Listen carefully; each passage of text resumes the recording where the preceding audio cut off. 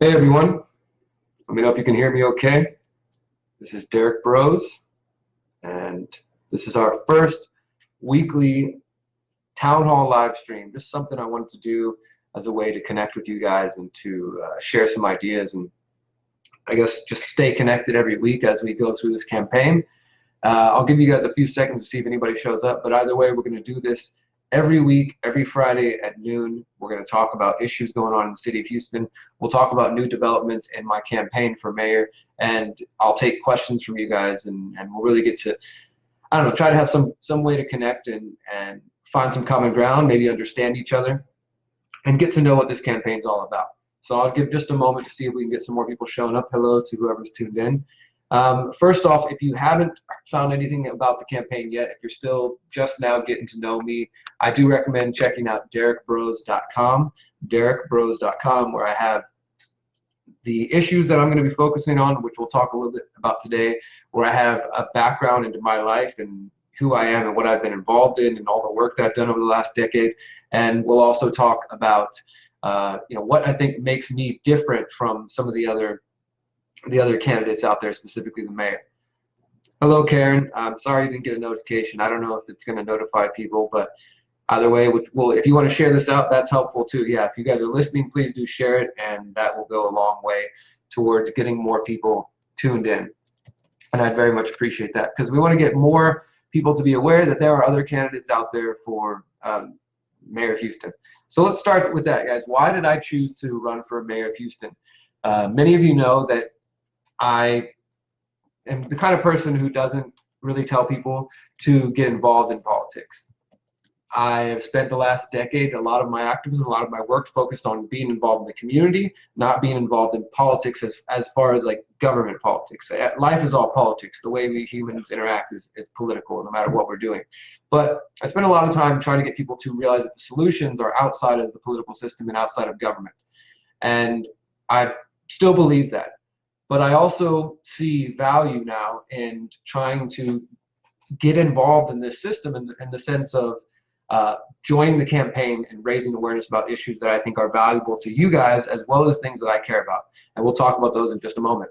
But I do want to say that. So I'm running because I recognize that some of you out there might not listen to me as an activist. You might not listen to me as a journalist. Some of you might not even, like what I look like, or that I have tattoos, or that I'm not wearing a suit right now, and things like that.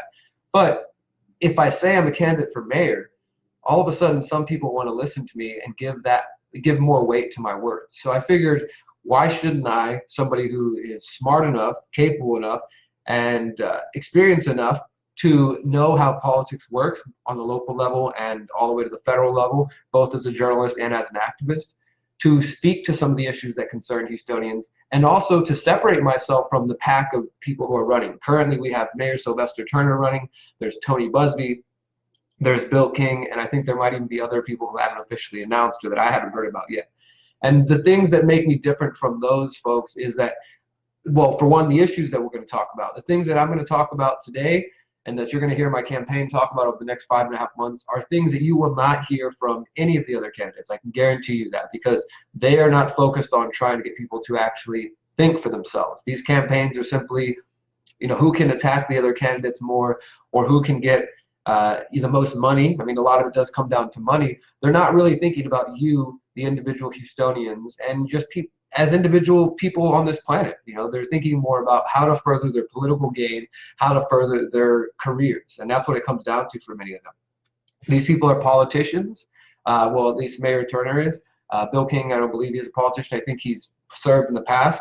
And Tony Busby, he has his own goals. But I don't think at the end of the day, even though they may be good people, or I don't want to judge their character, I don't think at the end of the day they're truly trying to wake people up in the ways that I am trying to. And what do I mean by that? What does that mean when I talk about waking people up?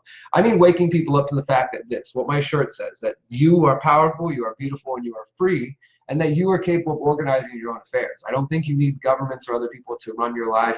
I don't think you need a mayor to run your life or a city council to run your life. I think we as communities can come together and to recognize that there are a lot of problems in the world. There are a lot of issues that we see, and they affect us on a local level as well as on a larger kind of international, global level. But there are things that we can, as individuals, can do. This campaign is not about telling you guys to wait till November to vote for me. If you choose to vote for me in November, that would be really cool. But I also want to encourage you guys over the next 5.5 months to get involved in a number of different ways. And we're going to talk more and more about that, about how to get involved. This is just going to be kind of an announcement video here. So I want to get into a little bit on the issues of what I'm focused on. And let me see if, and again, if you guys have any questions, feel free to tune in though. So I'm just explaining a little bit about why I decided to run and what makes me different from the other people. And again, I think that it's because I'm actually trying to wake people up to issues that matter. I'm talking about a variety of issues. So let's talk about that. The first thing, the main big thing that I'm going to talk about as a mayoral candidate that I want to use is this. Any of you out there have ever been activists, have ever visited Houston City Council or taken time out of your day jobs and taken time away from your families to come downtown to question City Council, to ask the mayor questions about any issues you have in your community? If you've ever experienced that, I guarantee you probably spent your time feeling like you wasted it, like you weren't heard, because the City Council rarely actually listens to people. They usually just turn people away. Sometimes they get up and actually leave before you can get a chance to speak. Or if they don't want to talk about the issues that you are concerned about because of their friends or corporate interests, or just because they're uneducated or whatever it may be, they will simply ignore you. But let's say that by some chance you care about an issue, then you've got some city council members that actually care about that. You call the people, your city council member in your district, you call them and you email them, you tell them, I'm concerned about this issue, it's affecting me in my community. Can you please do something about it?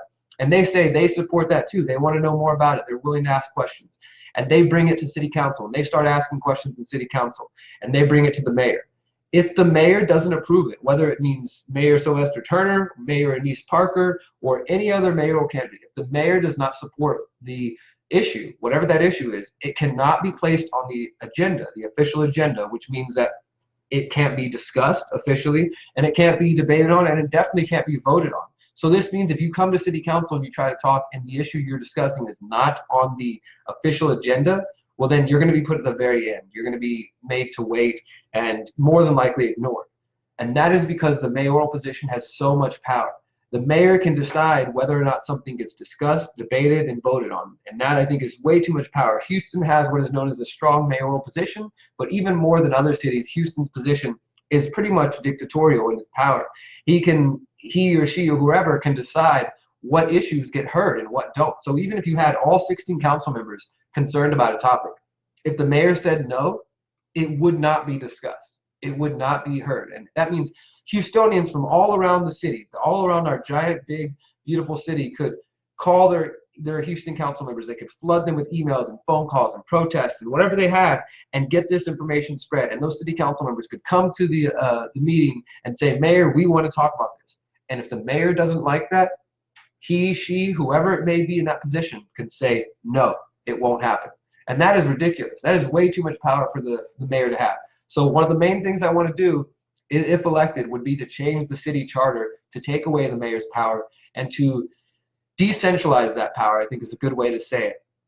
Ideally, this would mean that when you express your concerns, your voices will be heard in Houston, and the city council members will have to listen to you because they will know that they have more of a power. Let's imagine if we change the city charter that says if 1/3 of city council members come to the table with an issue, it's going to get put on the official agenda so we can debate it, so we can discuss it, and maybe potentially put it to the vote. Because there are so many things that are happening every week downtown that you guys have no say in, that your tax dollars are going to pay for, and the city is already $4 million in debt. The city has a rating, a financial rating of D because the city is in so much debt. It's said by some studies that every Houstonian taxpayer owes the city $11,500. That's what it would take for every single Houstonian to pay for the city to be out of debt. So there are things taking place every week. The mayor and his corporate buddies and the people he's connected to are signing contracts and spending Houston taxpayer money without you guys having any say in it. And that's something that we need to change. And I think that just by amending the charter and changing the way that the mayoral position works and taking some of that power away and helping the city council have more of a say, and ideally that means you Houstonians who care about what's going on actually have more of a say, that is the main focus that I'm going to be pushing. Now, in addition to that, some of the other issues that I care about are decriminalizing cannabis. We have District Attorney Kim Ogg, who is already launched a sort of deferral program that's been going on for 2 years. And recent reports have said that that program has saved Houston in the area of $30 to $35 million. So by diverting people from going to jail and arresting people for cannabis, they're able to save $30 to $35 million in just 2 years. So that's just with the DA saying we're not going to pick up those charges. But as mayor, the mayor gets to pick who the police chief is. The mayor gets to instruct HPD on how to do certain things. This means that a mayor who is friendly towards cannabis could completely decriminalize in the city. It wouldn't just be the district attorney, because the problem with the district attorney saying that, I've seen reports that some cops in the Houston area are still ticketing people and still arresting people for cannabis. They just don't officially charge it under cannabis because they know the DA won't take that. And instead, they find some other arbitrary reason to mess with people. And let me give you the bottom line. The government, whether local, state, or federal, should not be telling people what they put in their bodies. If you don't have the freedom to alter your state of mind, whether that's in cannabis and alcohol or watching TV or whatever, then you are not free. So the government shouldn't be in charge of legalizing cannabis or telling you, okay, now you have permission to do it. They should just get out of the way. As mayor, I could tell HPD, we are not going to arrest anybody else for cannabis. We're going to stop all cannabis arrests of all levels and all amounts, and the DA is going to continue to support that. And then you could also, if you wanted to spend the money this way, if the city of Houston supports this, because again, I don't want to make decisions as my own as a mayor. I want the people of Houston to be aware of what's going on and to decide for themselves the same way the people of Houston decided they wanted to pass Proposition B and support the firefighters. So ideally, with that money saved, if Houstonians supported it, you could divert some of that money into mental health and treatment programs. You guys, some of you who've heard me talk, I'm a former addict. I've been addicted to everything from Xanax to MDMA to crystal meth, and experimented with a lot of different drugs and had a lot of different problems. And that led to emotional trauma. It led to me getting locked up, but it also led to me changing my life. And at that time, I didn't need to be locked up in a cage for choosing to ingest a drug or a plant. I needed help. I was very depressed. I was suicidal. I had a lot of issues going on, and I needed somebody to talk to. Instead, I got thrown into a cage like an animal, with just in a very general way. If you're a prisoner, if you're a murderer, you're in the same cage as the kid who was 17 years old and got in trouble at school. If you're a rapist, you're in the same cage as people who only have a drug problem. Maybe that drug problem, the root of that drug problem is some emotional trauma. So maybe Houstonians might say, with all this money we're saving from stopping locking people up with drugs, let's create new treatment programs that could help people who do have issues. I mean, that's just one idea. And then the other thing is, as mayor, I could also become extremely friendly to business. And what I mean by that is not that I want to be in charge of it, but the city of Houston could say, look, we're going to become a sanctuary city for cannabis. We're going to allow cannabis business to thrive in our city. And we can move Houston away from being dependent on these contracts, these corporate contracts that the mayor has signed, and also being dependent on the oil companies. We could help Houston thrive in a new way. Like I said, the city is $4 million in debt. I think it might be billion, actually, if I'm thinking right. Yeah, it's something ridiculous. I'll have to pull that up.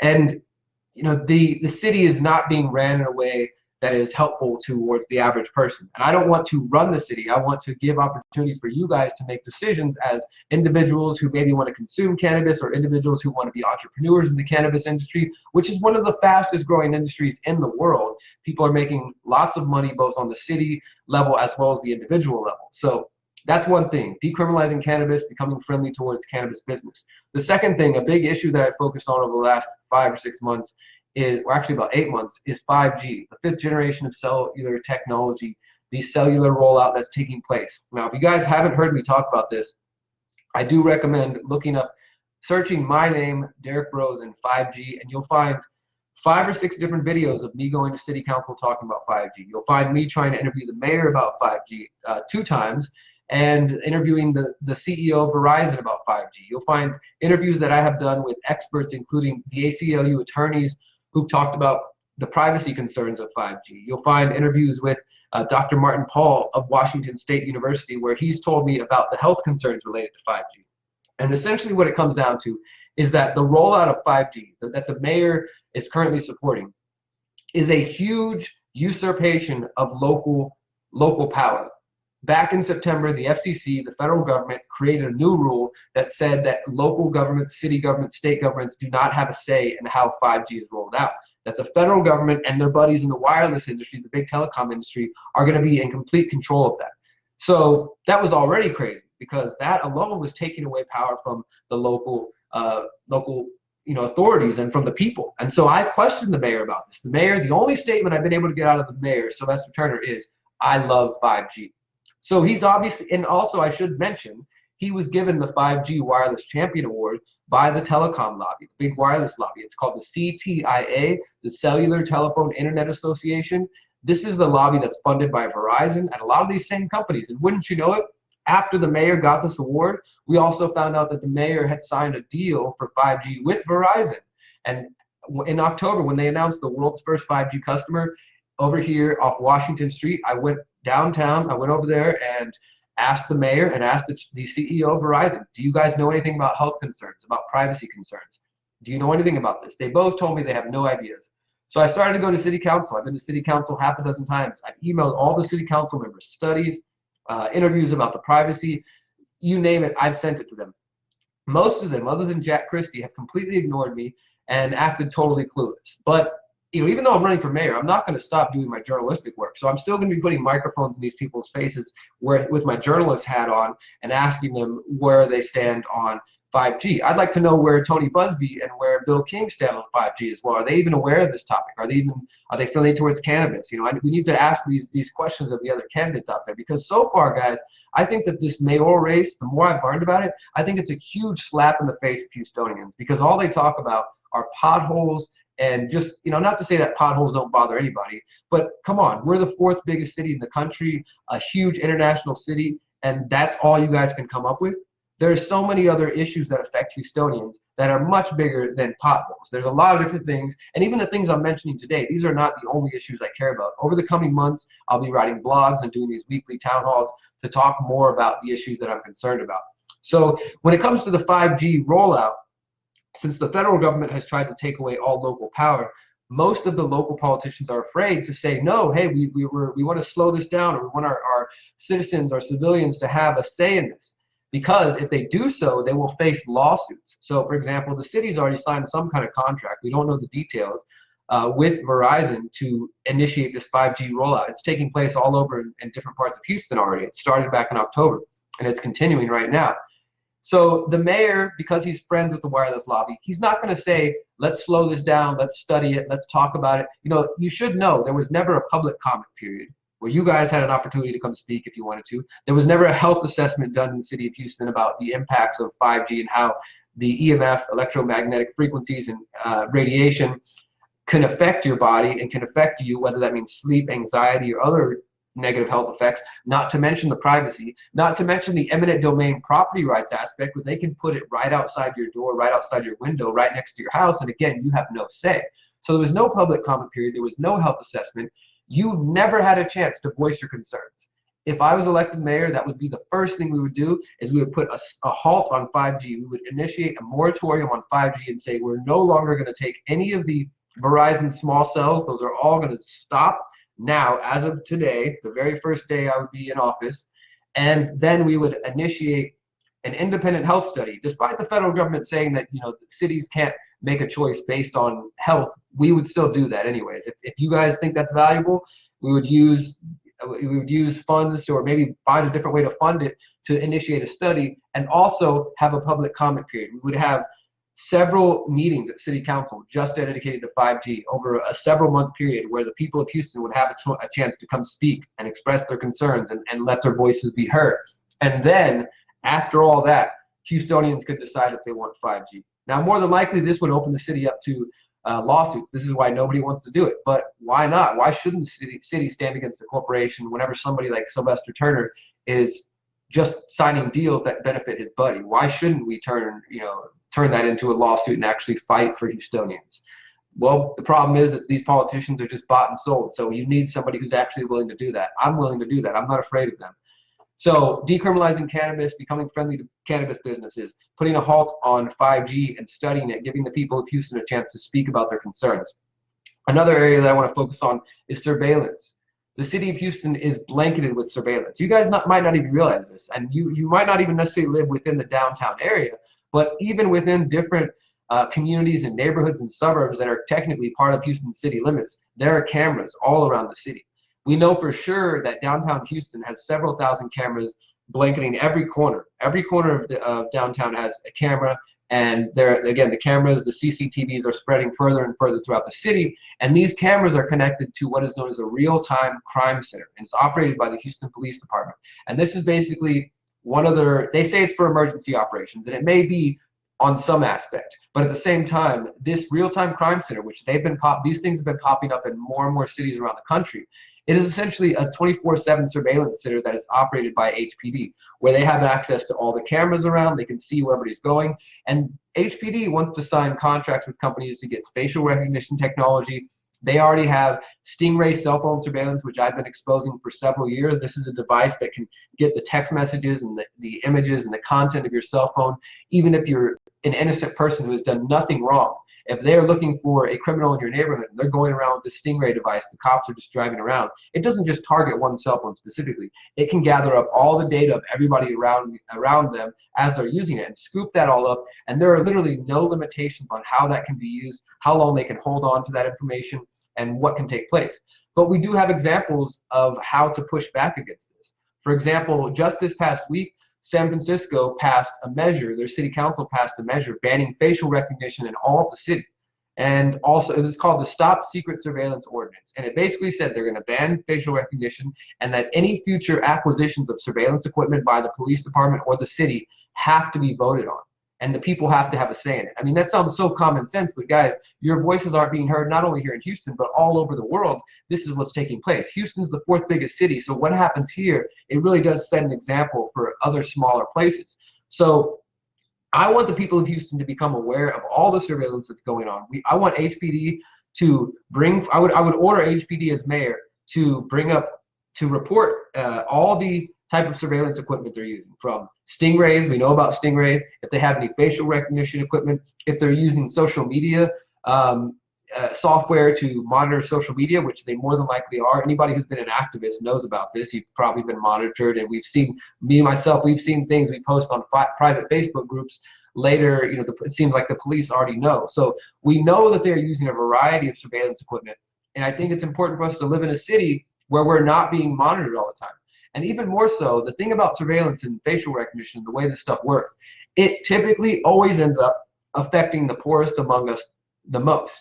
And it does affect people of color, brown and black communities typically. Obviously, if you live in Houston, whether you're white, black, brown, poor, rich, it doesn't matter. It doesn't discriminate. It's going to see you if you're in the downtown area. But a lot of times, this surveillance equipment, it doesn't typically affect those of us in the suburbs. It affects the poorest communities. So if you care about the poorest communities, if you care about helping those around us, if you care about privacy, if you care about your family and your children being free of monitoring all the time.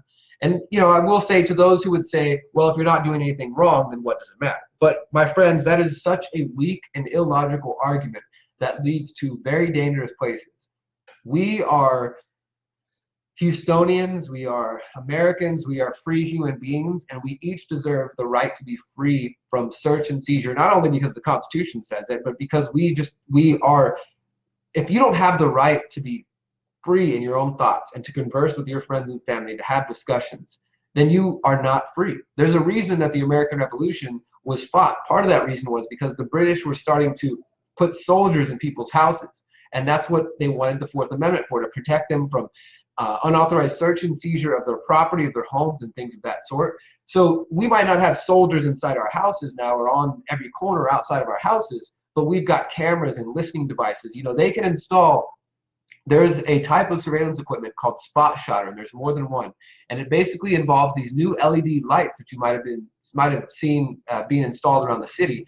And they can put microphones inside those. And it's supposed to be that if there's a gunshot that goes off, it'll automatically start recording, and maybe they can catch criminals later. But the reality is that they're listening all the time. We've already seen this play out in other cities. So you guys living in Houston, all of us, we're under massive surveillance. HPD also has aerial surveillance programs. I've done reports about this in the past, about these anonymous planes that are flying over Houston, supposedly for safety. But they also have what are known as DRT boxes. This is another type of Stingray or cell site simulator, essentially a cell phone monitoring device. And they can put them in planes, they can put them in police cars. And we need to know about all this equipment. HPD needs to be upfront about what type of surveillance equipment they have and how they're using it, and then the people of Houston need to vote and decide whether or not they want that. That's another thing that I want to raise awareness to. So we're talking about cannabis decriminalization and cannabis business. We're talking about 5G, putting a moratorium and a halt on 5G, giving the people a chance to talk about 5G and putting a study on it, and also examining all of the surveillance taking place in our city and giving the people of Houston a chance to speak on that.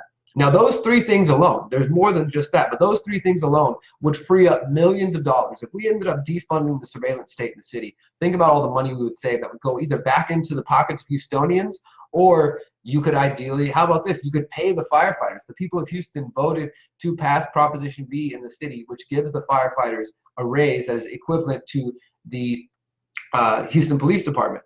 Now, yesterday, a couple of days ago, a court found that that was unconstitutional, and the mayor celebrated that because he thinks it's a good thing that the people of Houston's voices are being rejected. You know, if you voted in Proposition B, there was over 200,000 people who voted for this. They're saying that your voice doesn't matter.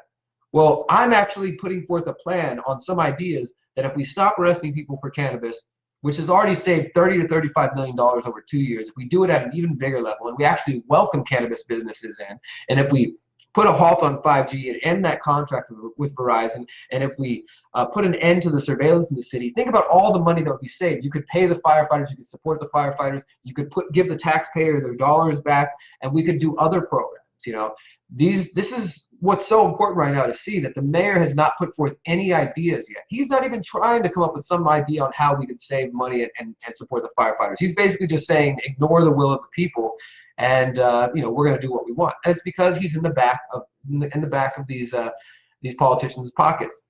So another issue I haven't, and I want to mention this, if you guys haven't gone to derrickbroze.com, visit derrickbroze.com. Under the mayor tab, you're going to see a little tab pop up that says donate if you feel like donating to the campaign so that we can start reaching more people. We just launched this week, but I've been thinking about this for about 2 months. So we're hitting the ground running, and we're really trying to connect with people. So you can go to the mayor tab and you can read more about these issues, and basically it explains what I just did explain to you guys even further, though. You can share that with friends. But I do want to mention that there's another issue, actually 2 more issues that I wrote down that I haven't had a chance to add to the website. And one of them is localized, decentralized food production. If Houston is ever going to be a strong city, the mayor wants to be a smart city, and he wants to do this through 5G. But if Houston's ever going to be an independent, truly smart city, we need to encourage and support localized, decentralized food production. What does that mean? That means we need more community farms, we need more urban farms, we need more community gardens. We need to let Houstonians grow front yard gardens. And I say let because I know that there are certain restrictions against that in the city. There are, you know, some HOA stuff, but generally where the city has power, the mayor could come in and change that and say, hey, we're going to encourage front yard gardens and backyard gardens. And you know, I don't like spending taxpayer dollars because I think that's your money, but let's say if the people of Houston supported some kind of tax credit or something for people who grew their own gardens and encourage that, and that would support more local food production. We could have more farmers markets. Think about all the lots that the city owns that are just sitting there piling up with trash or just wasting away. A mayor could come in, we could identify all of the different city lots that are out there not being used, and we could say, we're going to turn those over to the people. Not that the city's going to use your money to do it, but if there is an empty lot in your neighborhood, we will back off. Nobody will stop you from coming together as a community and building a community garden. What would that look like? How do you think that would revolutionize the city? In so many ways, we would have an abundance of organic, local food. We could have more farmers markets. I mean, Houston is this massive city, and yes, there are a few farmers markets, but I mean, I go to the farmers markets a couple times a week. There's, you know, the Tuesday market at Rice University. There's a Wednesday market downtown. There's a Wednesday market over at the church in Montrose off Missouri. There's a Saturday or Sunday market over here in the East End. There's some markets in Kingwood. There's some other markets, but still, for a city of almost, you know, almost 4 million people, we need a lot more markets. And you definitely better believe that most of the kids out there are eating crap at the schools. What if there was more community gardens, more school gardens, and that food was starting to make its way into the diets of the children? How do you think that would improve their thinking, their mental and physical health abilities? You know what I mean? These are realistic things that could be done. And all it has to do is just have a mayor or somebody that's willing to encourage that. Like, I don't even necessarily have to do anything as mayor. I could just say, look, if there's an empty lot in your neighborhood, nobody will come arrest you. Nobody will come stop you. And we put out a map. We identify all the ones that are available that are owned by the city and just give it over to the people. and let them take care of it, and let it be decentralized in that way, so that if your neighborhood starts really just thriving and all of a sudden you've got all this food coming in, you guys can start your own farmers markets, and we can start seeing neighborhood by neighborhood people taking their power back through food. Because if you're not aware, my friends, being dependent on the grocery stores is a huge problem. This is a centralized system of control that is also very weak.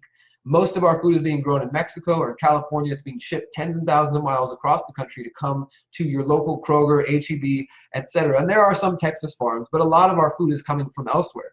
And the problem with that is, if that system breaks down, if that supply chain breaks down, you are going to be out of luck. How many of you remember Hurricane, what was the last hurricane? Hurricane Harvey. And when that hit the city, within minutes, all of the grocery stores emptied out. People start freaking out. Gas stations start emptying out, at least in downtown here where I live.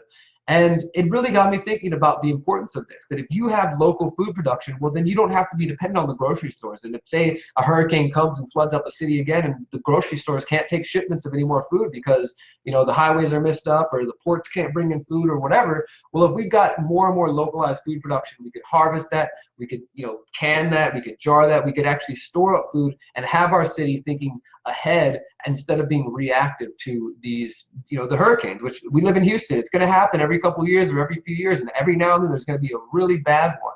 And if you're not prepared, whatever the emergency is, if you don't have food in your community, you are going to be a lot worse off. So we could encourage decentralized and localized food production. I'm really excited to talk more about that, because I spent 5 years involved in the 5th Ward, the last organic outpost. Some of you guys have seen my videos over the years. I learned a lot about growing my own food, about community, about coming together with people. We had lots of music, and there's something special about a garden space in an urban farm. It really brings people together in a way that I've never seen before. You bring food, you bring soil, you bring gardening, music, and just something special happens. So we need more of that in our city. Think about how many more people would spend time outside growing their own food and get connected to the earth and get connected to our city. So the other thing is, I want to talk for a moment about free speech and civil liberties. I absolutely support free speech. Some of you guys know that I have a radio show. I'm on Houston Radio 90.1 FM on KPFT. I'll actually be on the radio this afternoon at 3 to 4 p.m. every Friday. And you can tune in there, where we talk about all kinds of different issues. Again, issues that you're not going to hear from the mayor, you're not going to hear from local media, issues that are underreported or misrepresented or just completely ignored by the corporate mainstream media. We talk about real issues that Houstonians care about. And I think it's important, the show is called Free Thinker Radio. Why is it called Free Thinker Radio? Because we believe that each of you have the capability, the potential to be free thinkers, to be individuals who can think critically and can empower themselves with knowledge and can decide what's best for you and your families. So I don't support the idea of censorship. I don't support censorship of anything. Even the most controversial topics, I do not support censorship. I'm of utmost in support of free speech and civil liberties. I do not think that the government should be censoring or supporting the censorship of anybody and any topics they want to discuss. And I also don't think that the government should be involved in violating your civil liberties in a variety of ways. And what I want to say about that specifically, and this is going to be maybe a controversial topic for some of you, I don't support the idea of a government telling you that you or your family should be forced vaccinated, mandatory vaccinated. Now, why do I say that? Well, because there is what the media is calling a measles epidemic spreading around the country in Oregon and Washington, New York. And I've listened to Dr. Peter Hotez, who is one of the big prominent supporters of changing vaccine laws here in Texas. He's based in Baylor University. I've gone to listen to him speak. I've heard him speak on the Joe Rogan podcast, and I'm trying to set up an interview with him. He's out there, spreading the science that he knows about vaccines, but he's also supporting the idea that Texas laws should be changed so that you cannot have a personal, philosophical, or religious exemption to vaccinating yourself or your children.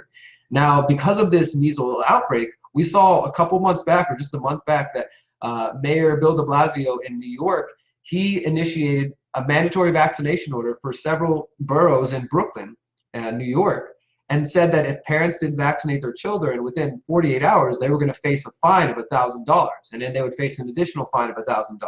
And they're claiming, well, we're not going to force vaccinate them. But guys, where do you think this goes? If the government has the ability to say, we're going to fine you because you do not choose to medicate your kid or to address your kid's health in the way that we believe, obviously at some point they are going to come with people with guns, with cops, or with health agents with the authority to hold you down and force vaccinate you. That's where that leads. So I'm not getting into whether or not you think vaccines are safe or they're, some sort of eugenics control mechanism. That's not my focus here. I think there are plenty of reasons to have questions about the safety of vaccines. I will say that. And all you have to do is just do a search for my name and vaccines, and you'll see plenty of videos I've done on that. And you can form your opinions about what you think about that. But at the end of the day, what I'm saying is that I support civil liberties and free speech. I do not support censorship of even the most controversial topics, and I will never endorse or embrace, and absolutely, in fact, will be completely against the idea that Houston will ever support a mandatory forced vaccination order for the city of Houston.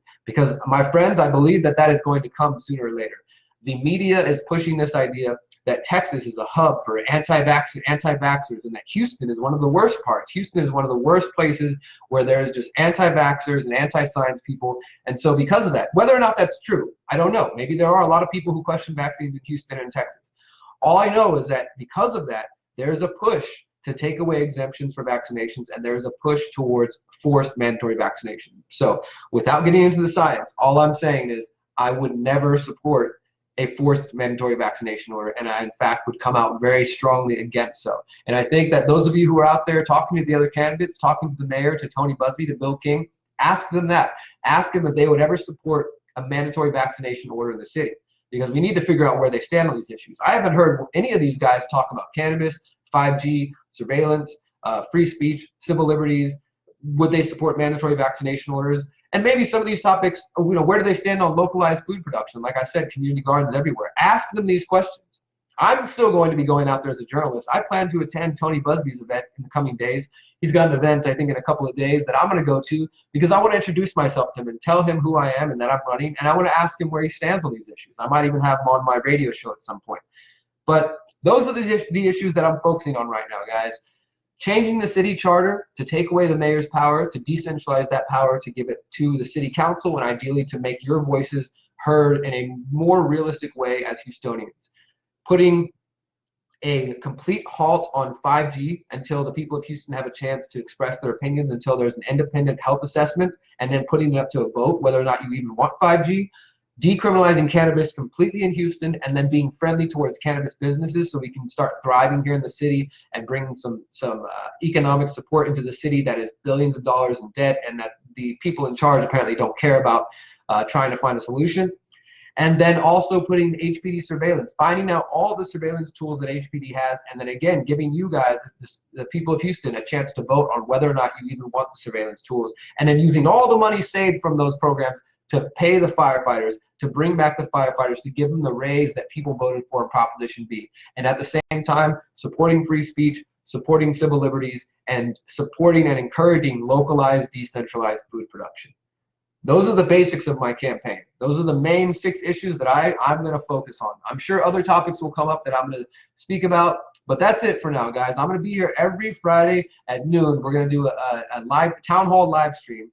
And I also want to let you know I have an event coming up on Sunday, May 26th at 2 p.m. This is our first campaign kickoff. It's really, really important if you guys get out to this event. It's going to be in Montrose near downtown Houston at Midtown Bar and Grill at 2 p.m. So Sunday, May 26th at 2 p.m. Please, please tell your friends. We have a Facebook event on the page. You can see we're going to be posting memes that you can share. We're going to be posting graphics. Starting next week, we're going to be posting short viral videos that focus on these issues. They'll be 45 to 60 seconds long, so your friends with short attention spans will still listen, and they can maybe share them and get them out there, and we can get people talking about my campaign. I know I'm the underdog. I'm the one who has tattoos, who's young, who's not a politician, who's been to prison, who was a drug addict, who has no political office experience, but I'm the only one that's going to talk about these real issues. I'm the only one that's going to actually challenge the other candidates on this, both as an activist, as a journalist, and now as a candidate for mayor. So I encourage you guys, please, please, please sign up for our updates at derrickbroze.com. Go visit, go look at the mayor page, look at our issues, get to know my story, check out the 2 videos that I posted. I actually announced my campaign this week at City Council, and I'll let you guys know the mayor got up right before I spoke. He knew what I was about to do, and he didn't want to be there because he knew I would announce this to his face, and he's afraid of me. The mayor's afraid of me, afraid of answering questions, and that's fine. We'll keep pushing on it. We'll keep asking questions until we get answers. And we'll spend the next 5.5 months working together with your support, and we can raise awareness around the city. Whether or not I win or not doesn't really matter. I want you guys to remember that as of today, day one, it doesn't matter if I win. If we can spread ideas and get more people talking about this, then we already won. That's what really matters. So when November 5th comes, we will have spread awareness on so many new topics and got conversations started, hopefully got the local media paying attention. And that's another thing. Reach out to your local media. If you know Isaiah Carey or some of these other folks, send them this video. Send them my campaign website. Ask them why they haven't covered me. Ask anybody else who's talking about the mayoral race to cover me as well. Ask them to give me a fair shake and fair screen time so that I can get these ideas out. Because I guarantee you, when we start talking about this, people are going to listen. All we need to do is let people know it's happening. So with your support, with your help, whether that means financial or just sharing this message, we can reach so many people. And that's where I'm going to leave it at for today, guys. I'll wait a moment. If there's any questions, I'll take questions. I think I've talked long enough. It's been 40 minutes, and most of the videos will probably be shorter than this. I just felt like I wanted to introduce everything so you guys have an understanding of who I am and what I'm all about. I didn't even talk about some Houston news. I talked about Proposition B, but one other issue that I will raise up that I'll just say briefly is that you guys saw a couple months ago, HPD killed 2 people, the Tuttle raid. We saw this raid where a man and his wife were accused of being heroin dealers, and HPD did a no-knock raid, and they came in, they shot their dog, and they shot both of them. And since that time, we found out that HPD has lied several times, that there was no drugs, they were never, suspected of dealing heroin, and that HPD officers might have been shooting each other, that the whole thing was just, it was just horrible. And 2 people are dead, their dog is dead, and no officers are being held accountable. Those are the kind of things that I want to raise awareness on about as well. That's not because I hate cops or anything like that, but because some of these cops are definitely out of control and they need better training. And the only way that's going to happen is if somebody actually holds them accountable. So I plan to do that. And if there aren't any questions, then I guess I will let it go for the moment. If you want to hear me speak some more today at 3 p.m. on 90.1 KPFT, we probably won't be talking about the mayor race till next week. But if you want to tune in, you can hear me there every Friday at 3 p.m. And I'll be right here on Facebook at Derrick Broze for Mayor of Houston every Friday at noon. All right, I guess there's no questions. I appreciate those of you who've been listening and those of you who popped in. If you're seeing this after the fact, please do share it out. Thank you so much for the support. It really means a lot. Thank you, Karen. I appreciate the support. And I've had people ask how they can help. The first thing you can do is just sign up for the emails at derrickbroze.com, and I'll be communicating via email, and come to our event on Sunday, May 26th. That's going to be the first time I get to share these ideas with everybody, and I'm hoping to get all of our volunteers together and just to put our heads together and think about how we can spread this message. So show up on Sunday, May 26th at 2 p.m. Check out our events page here on Facebook. Check out the website and tell your friends about the campaign, because I'm going to try to do something totally different. Shauna Walker, can I ask one real quick? Please do ask a question. Please go ahead.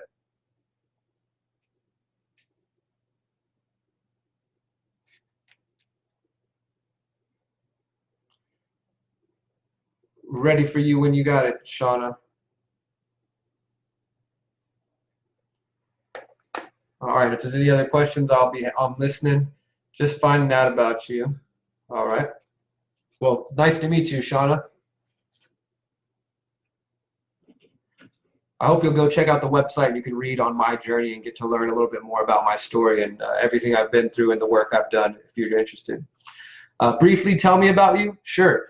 So my name is Derrick Broze. I'm 34 years old. I've been in Houston for my entire life. I've been living in and around the downtown area for about 10 years now. I grew up in Southwest Houston. I lived in Katy for a while, and I graduated from Maid Creek High School in Katy in 2003. I went to community college for a little while after that. I originally actually wanted to be a firefighter. Oddly enough, I was going to school because I wanted to be a firefighter. And then along the way, I kind of got sucked into partying. I started drinking a lot. I started just partying, got in over my head, and I spent about 2 to 3 years bouncing from drug to drug, to thing. And then by November 2005, I ended up locked up. I was addicted to crystal meth, and I went to prison for 11 months. And I ended up doing, between 2005 and 2008, I did 18 months behind bars in Texas state institutions, dealing with my drug addiction. And basically just, that's when I started to change my life. That was November 2005, 2008. I got off parole June 2009, and I started the Houston Freethinkers activist community in 2010. But in that time was really when I started to get to know myself a little bit better. You know, what I didn't mention about my childhood is that I grew up very, very depressed. I tried to kill myself a couple times. I grew up just surrounded by other drug addicts, both my uncles and my dad, my birth father. He passed away from a drug addiction last summer. He was in and out of prison my entire life. So I grew up around the drug war. I grew up around the criminal justice system and around people who deal with their problems by just drinking and drugging their way, you know, until they can just forget about their problems. And that's kind of what I did for a while. But once I got locked up, I really started asking myself how I got there and understanding the way that my relationship with my father and my lack of relationship had hurt me in all these different ways. And I started to dig deep and to answer those questions and to ask questions of my father and my family.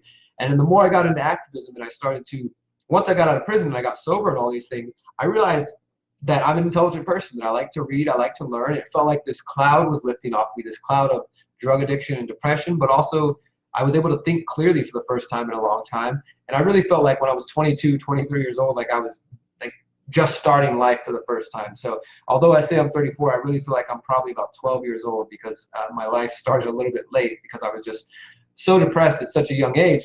And I was visiting my father in prison and trying to understand all that thing, all those situations. And once I got locked up, it really challenged me to question everything that I was doing. And by the time I got sober and got out, I started to look at the world with fresh eyes. And I basically saw all the crazy things going on in the world. And I decided I need to learn more about this. I read a book called Cannabis, A History, and it was all about the drug war, the origins of the drug war based on racism and based on money and pushing cannabis out. And I took notes on that book. I just read it in days. I was so excited. And that really helped me understand there's so much about the world that I've been missing because I've been lost in my own emotional trauma. I've been addicted to drugs and all these things. And I just started digging down and learning a lot about the world. And that led me to activism, to starting the Houston Freethinkers, and then eventually along the way getting into journalism.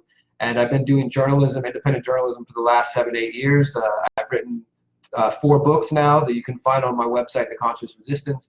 I do public speaking. I've spoken in Spain and Portugal and Costa Rica and Mexico. I've given 2 U.S. speaking tours. We did 53-city tour last summer where we were volunteering in almost all the cities we visited. We were hosting guided meditations, and I was giving presentations about decentralization and localization and a lot of the ideas that I'm talking about as part of this race. And so I've dedicated the last 9-10 years of my life to trying to better myself and to better the world around me. And that by no means does that mean that I'm a perfect person at all. Like you know, in my past, I've done some things that I'm not proud of, you know, both related to drugs and just to being in my own trauma.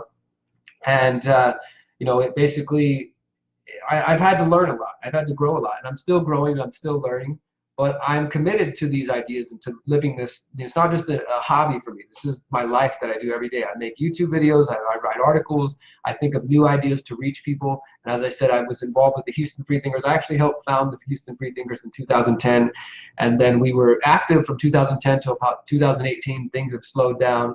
But, you know, I've been involved with community gardening, with protesting, with, you know, info jams, spreading awareness, hosting documentary screenings, hosting skill shares.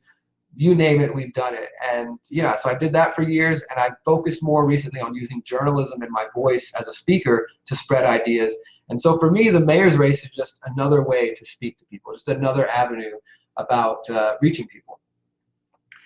Yeah, you know, I'm open with my mistakes because, you know, I'm a human being. I'm not trying to come out here. Like I said, I'm sitting here in my house right now. I'm sure some of you guys would maybe support me better if I had a suit on, or I've heard people say you might have to cut your hair.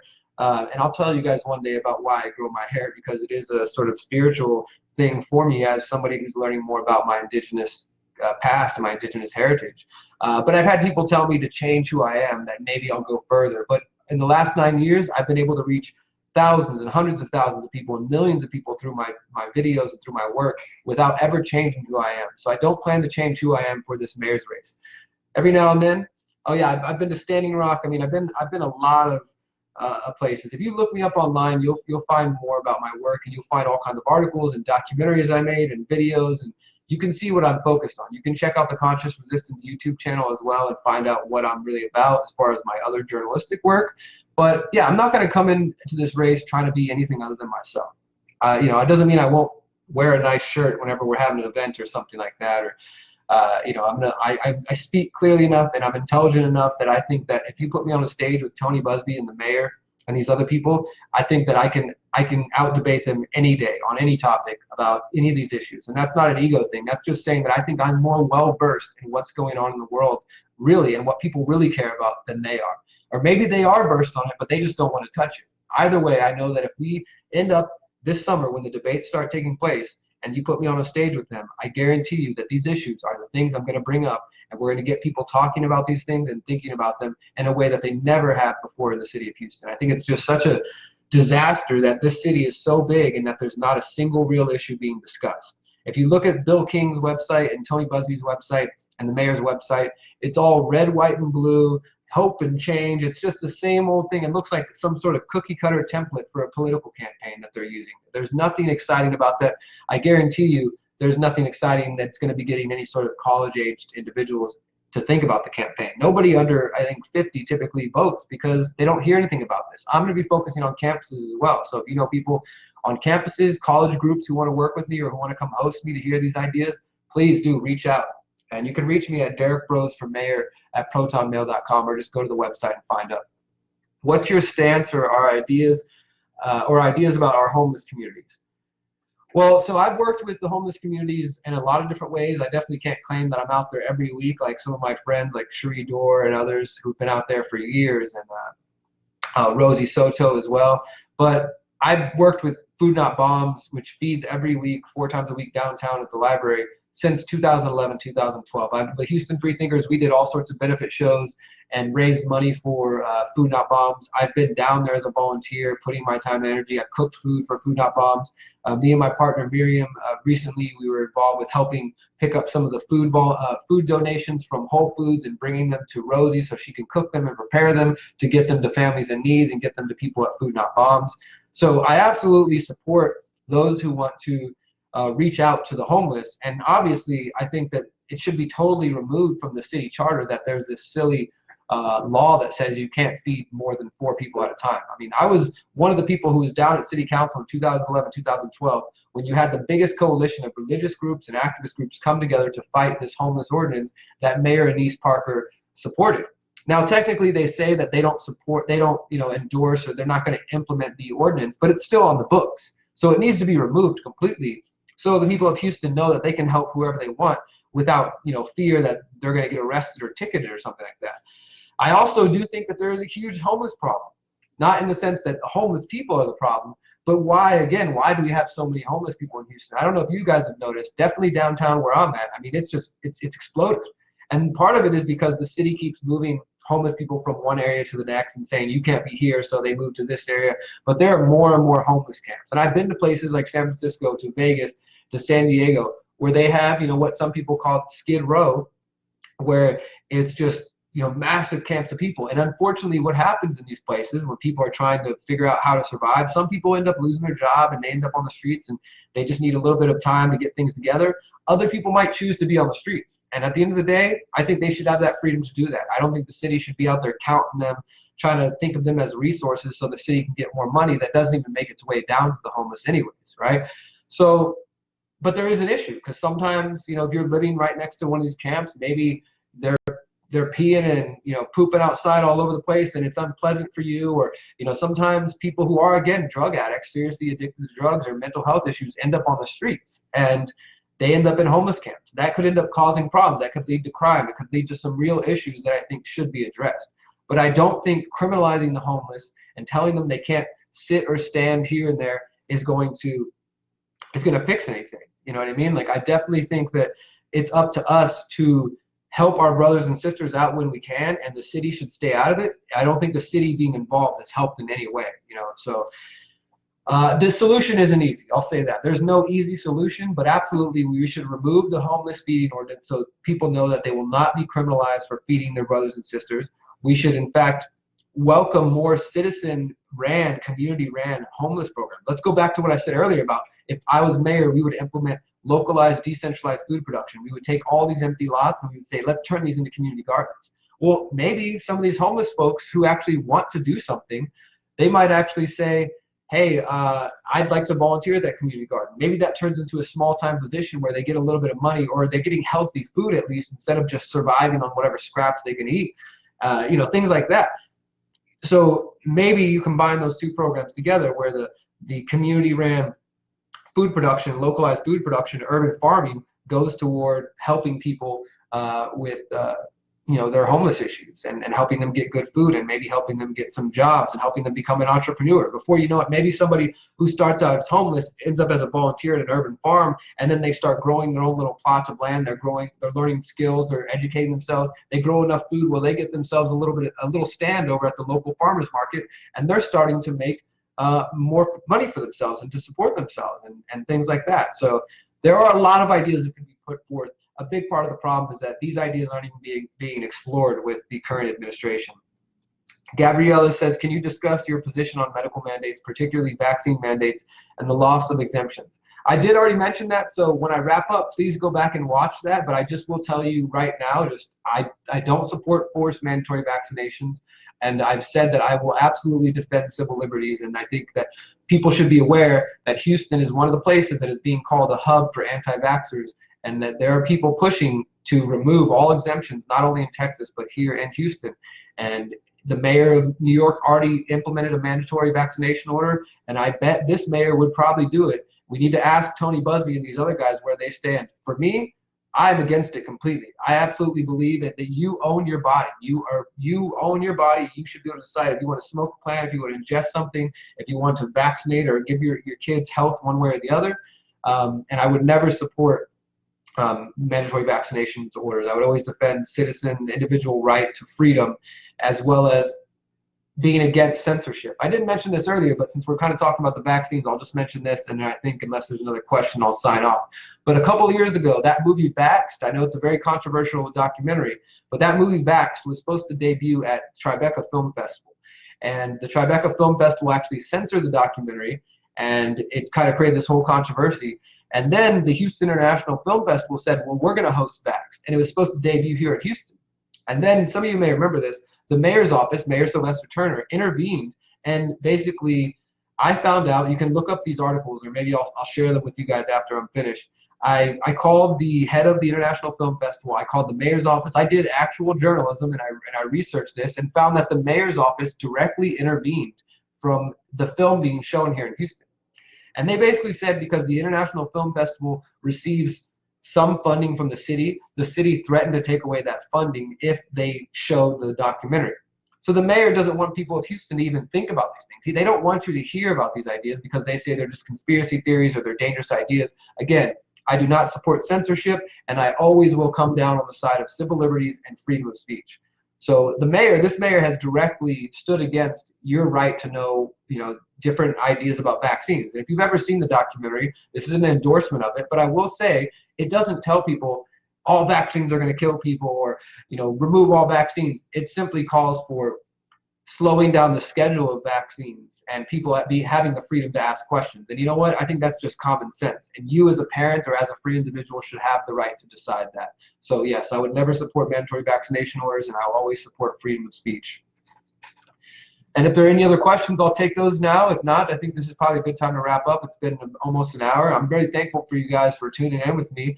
We've had about 5 or 6 people tuned in steadily. When I wrap this up, please do share it. I very much encourage you, if you're part of any groups here in Houston or right now, look, here's something you can do. If you want to volunteer before, like I said earlier, we have an event Sunday, May 26th. Come there, get involved, and I'll give you some ideas on how we can work together. But before then, share this video out, share the website out, go out and join some cannabis groups, join some vaccine Houston groups, join some freedom of speech groups, join some urban farm groups, join some surveillance groups that are concerned about that, join some groups that are concerned about 5G, and tell them that there's a new mayor candidate that is talking about their issue.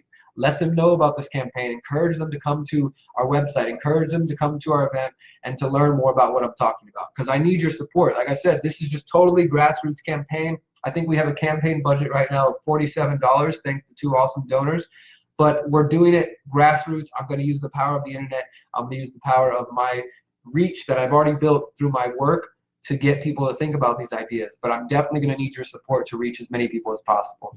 So unless there's anything else, guys, I will wrap it up, and then I'll be back next Friday for another town hall. And of course, you just stay tuned to the page. I'll be posting my thoughts I'll be posting different memes. I'll be writing more blogs. If you haven't read the blog on the website, it's called Here's Why I'm Running for Mayor of Houston, and you can learn more about that, learn more about the issues. I'm going to add the issues to the website about localized food production. I'm going to add the issues about free speech and civil liberties, and I'll also add something about the homelessness issue, since you guys asked about it, and it is important.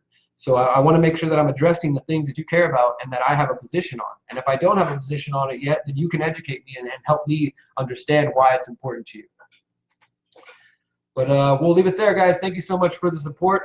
My name is Derrick Broze, and I'm running for Mayor of Houston. And I hope you guys will support me in this effort, because I think this is a good opportunity to reach a lot of new people and to spread awareness about important issues in our city and around the world. Without you guys, I can't do this. But with you, we can do something magical. We can spend the next 5.5 months building a movement that is bigger than this race and bigger than the mayor's position, and we can change the world. I really do believe that this could be another avenue to reach new people. So please, please, please check out my website, support however you can, and until next time, remember, you are powerful, you are beautiful, and you are free. Peace.